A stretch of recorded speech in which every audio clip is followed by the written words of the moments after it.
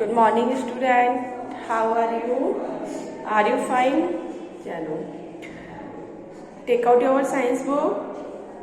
Open this chapter 7, page number 96.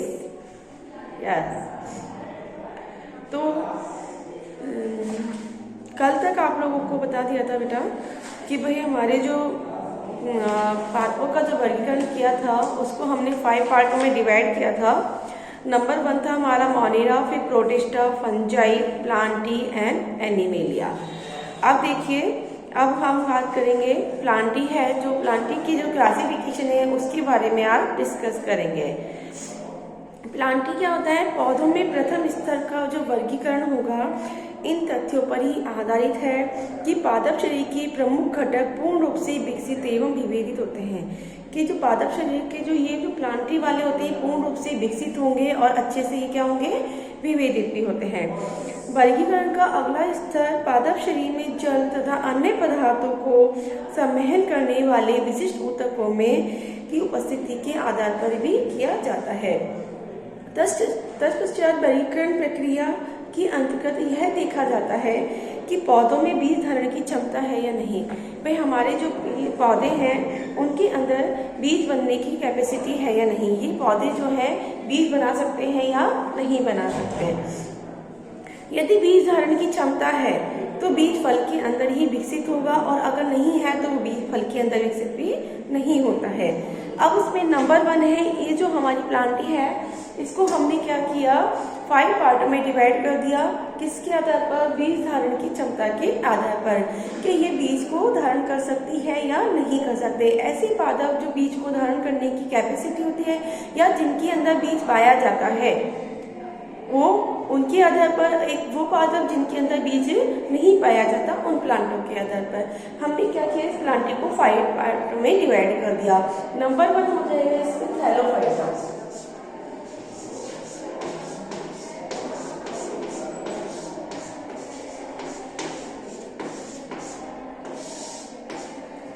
Number 1 क्या आएगा इसके अंदर? अपना आएगा थैलोफाइटा। देखो थैलोफाइटा में क्या होता है, इन पौधों का शारीरिक संरचना में विभेदीकरण नहीं पाया जाता है।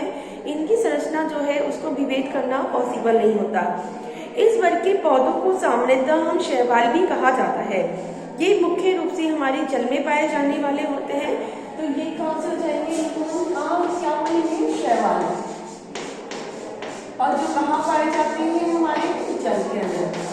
भाई जल के अंदर पाए जाने वाले होते हैं थैलोफाइटा के अंदर जो प्लांट होंगे, और इन्हें हम नॉर्मली शैवाल भी कहते हैं। इनके एग्जाम्पल आ जाएंगे अपने यूलोथ्रिक्स है, क्लेडोफोरा, अल्वा, स्पाइडोगायरा और फारा। केवल 2 एग्जाम्पल लिखो अपन, स्पाइडोगायरा,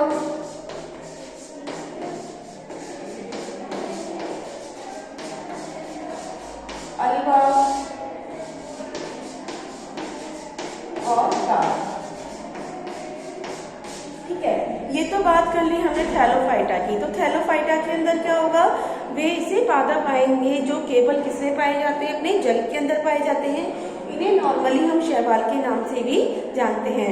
एग्जाम्पल हो जाएंगे इसके स्पाइडोगायरा, यूलोथ्रिक्स, कारा, अल्वा एक्सेट्रा। सेकंड देखिए, सेकंड आ जाइए हमारे है, उसके बाद में थैलोफाइटा के बाद में आएगा अपने ब्रायोफाइटा।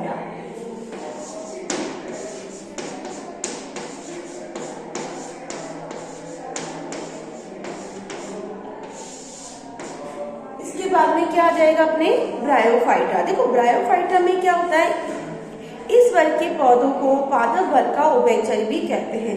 पादप वर्ग का उभयचर किसे कहते हैं? ब्रायोफाइटा को। पादप वर्ग का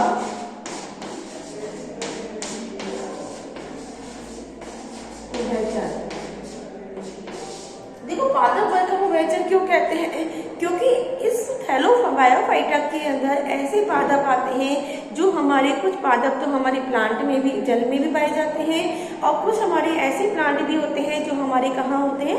लैंड पे भी पाए जाते हैं। तो इसीलिए इसको क्या बोलते हैं हम? पादप वर्ग का उभयचर। क्योंकि कुछ प्लांट तो इसके अंदर जल में भी पाए जाएंगे और कुछ प्लांट जो है हमारे लैंड पे भी पाए जाते हैं। अब उसके बाद में इसके अंदर जो पाए जाने वाले पादप होते हैं वो जड़, तना, पत्ती आदि जैसी संरचनाओं में विभेदित हो जाता है। इस ब्रायोफाइटा के अंदर हम पादप की जड़, तना, पत्ती इन सब चीजों के बारे में अच्छे से वो देख सकते हैं, जबकि हमारे शैवाल के अंदर जड़, तना, पत्ती का निर्माण नहीं होता। अब देखो ये चीज हो गई, तो इसमें पादप शरीर के एक भाग से दूसरे भाग तक जल और बहुत सारी जो संवहन चीजों का जो संवहन होता है वो उनके लिए एक विशिष्ट प्रकार के ऊतक नहीं पाए जाते। ब्रायोफाइटा के अंदर पादपों के संवहन के लिए एक विशिष्ट प्रकार के ऊतक नहीं पाए जाते।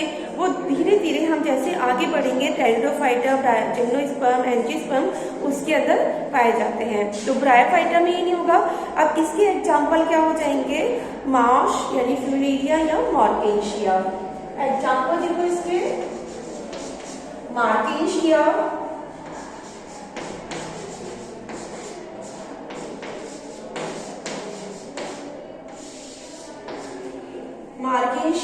मॉस,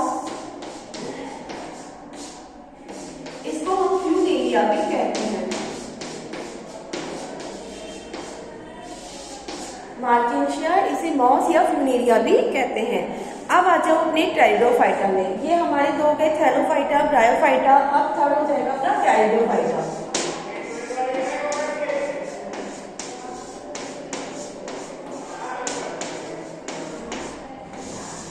देखो टेरिडोफाइटा के अंदर क्या होता है, इस वर्ग के पौधों का जो शरीर होता है इसके अंदर ऐसे प्लांट पाए जाते हैं जो जड़, तना, पत्ती आदि में तो विभाजित हो ही जाते हैं ब्रायोफाइटा से, लेकिन इनके एक भाग से दूसरे भाग तक संवहन और कुछ जल और जो खनिज पदार्थों का जो संवहन करने के लिए विशिष्ट प्रकार के ऊतक पाए जाते हैं। उन ऊतकों को हम संवहन ऊतक भी कहते हैं। भाई ब्रायोफाइटा के अंदर तो विशिष्ट प्रकार के ऊतक नहीं पाए जा रहे थे, जबकि हमारे टेरिडोफाइटा है उसके अंदर विशिष्ट प्रकार के ऊतक जिन्हें हम संवहन ऊतक भी कहते हैं वो पाए जाते हैं।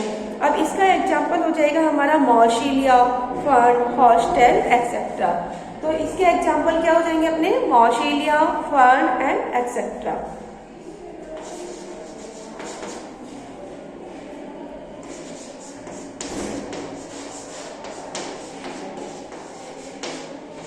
मॉर्शिलिया, फर्न एक्सेट्रा, ठीक है। और बहुत सारे एग्जाम्पल हो जाएंगे। इन जो हमारा टेरिडोफाइटा है इसके अंदर भी तीन समूहों के अंदर हमने पौधों को डिवाइड कर दिया। किसी के पौधों के जो हमारे प्लांट है, किसी प्लांट के अंदर तो जो रिप्रोडक्टिव पार्ट होता है प्लांट का वो विजिबल होता है, मतलब हमें दिखाई देता है, और कुछ प्लांट ऐसे होते हैं जिनके अंदर रिप्रोडक्टिव पार्ट हमारे लिए विजिबल नहीं होता, यानी हमें दिखाई नहीं देता। उसके आधार पर हमने इन प्लांटों को भी अलग कर दिया। तो बीज उत्पन्न करने की क्षमता नहीं होती है ऐसे पादप जिनके अंदर बीज उत्पन्न करने की, यानी कि जिनके अंदर बीज डेवलप ही नहीं होते, ऐसे पादपों को हम बोलते हैं क्रिप्टोगैम्स। क्या बोलेंगे, क्रिप्टोगैम्स। कैसे पादप, वे पादप जिनके अंदर बीज को डेवलप करने की कैपेसिटी नहीं पाई जाती है, ऐसे पादपों को हम क्रिप्टोगैम्स कहते हैं। अब ये तो हो गया अपना क्रिप्टोगैम्स। एक होता है फेनेरोगैम्स। देखो क्रिप्टोगैम्स में क्या होगा,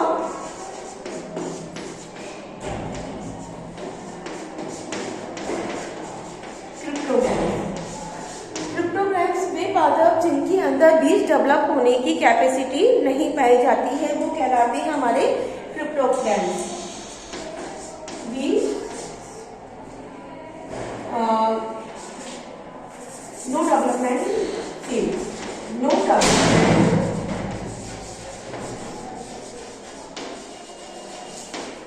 डेवलपमेंट फील्ड। ऐसे प्लांट जिनके अंदर सेल का डेवलपमेंट की प्रोसेस नहीं पाई जाती है वो हमारे कहलाएंगे हमारे क्रिप्टोगैम। उसके बाद में वे पादप जिनके अंदर रिप्रोडक्टिव पार्ट जो है वो अच्छी तरह से डेवलप हो जाता है और हमें विभेदित भी किया जाता है, उनको अच्छे से आप आइडेंटिफाई भी कर लेते हो।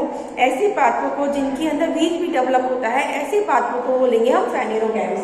क्रिप्टोगैम्स हो गया, अब होगा फेनेरोगैम्स।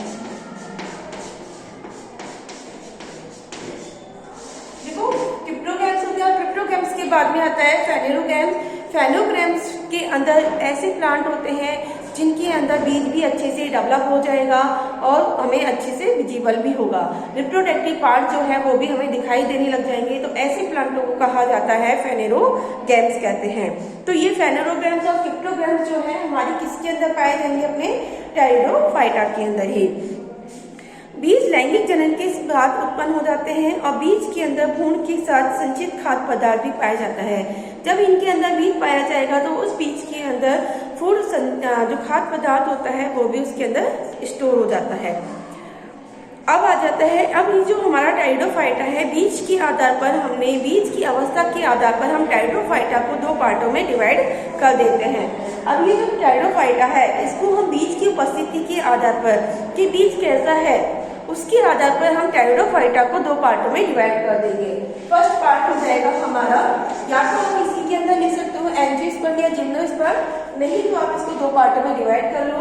नंबर 1 होगा एंजियोस्पर्म,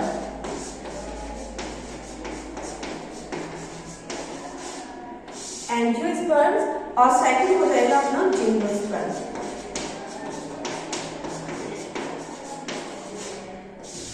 एंजियोस्पर्म और जिम्नोस्पर्म। अच्छा, जिम्नोस्पर्म और एंजियोस्पर्म के बारे में बात करेंगे तो पहले हम बात करते हैं जिम्नोस्पर्म की। तो जिम्नोस्पर्म जो है, आप देखो एक बार इसका स्क्रीनशॉट ले लो, फिर मैं आपको आगे बताती हूँ। चलो,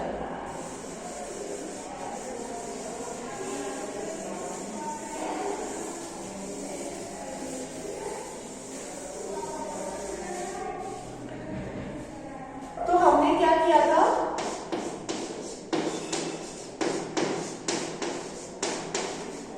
टेरिडोफाइटा है इसको दो पार्ट में डिवाइड कर दिया। पहला हो गया हमारा जिम्नोस्पर्म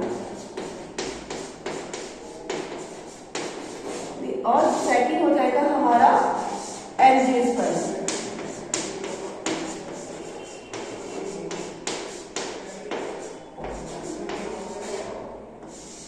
देखो, जिम्नोस्पर्म जो है दो शब्दों से मिलकर के बना होता है, वो है हमारे ग्रीक शब्द होते हैं जिम्नो प्लस स्पर्म। जिम्नोस्पर्म जो है हमारे दो शब्दों से मिलकर के बना होगा, जिम्नो प्लस स्पर्म। जिम्नो का अर्थ होता है क्या होता है? बीज। जिम्नो का अर्थ होगा बीज